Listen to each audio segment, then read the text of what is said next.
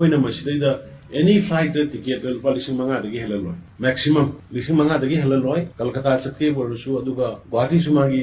ꯆꯞ ꯆꯥꯕ ꯃꯃꯜ 3,000 ꯅꯠꯇ꯭ꯔꯒ 2 ꯑꯗꯨ ꯂꯩꯅꯩ ꯗꯤꯃꯥꯄꯨꯔꯁꯨ ꯑꯩꯈꯣꯏ ꯃꯅꯤꯄꯨꯔꯒꯤ ꯍꯧꯖꯤꯛ ꯑꯣꯏꯔꯤꯕ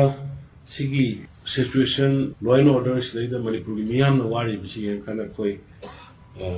ꯀꯩꯅꯣꯁꯤ ꯏꯌꯥꯔꯂꯥꯏꯟꯒꯤ ꯑꯣꯄꯔꯦꯠ ꯑꯅꯧꯕ ꯇꯧꯅꯅꯕ ꯍꯥꯏꯕ ꯇꯥꯔꯦ ꯑꯦꯂꯥꯏꯟꯁ ꯏꯌꯔꯒꯤ ꯍꯧꯖꯤꯛꯁꯤ ꯑꯩ ꯐꯅꯌꯥꯝꯅꯁꯨ ꯍꯣꯠꯅꯔꯦ ꯇꯤꯀꯦꯠ ꯃꯃꯜꯁꯤ हाईवे करीदा चटपसु खरा नतना रिक्स लेबनिना याम इसे चनदरे नो फ्लाइट करीदा याम चनबनिना फ्लाइट टिकेट सु हेंगत मोंदे हेंगले मसीना इ कन्ना आदा वारी सानबनी अदु मोइगी प्राइवेट कंपनी ना पाइबनिना गवर्नमेंट की सीएसी इन नंदबगी मोंग सुम लेबदगी अखोइना होनजर एलायंस यार सी हुजी अखोइ अथुबा मतमदा सि जनवरी था मनुंगदगी अखोइ पाइबा होरनी Imphal Guwahati Imphal Calcutta अमदी Imphal Dimapur twice a week hana lairiba flight singsi matakda anirak paiba horani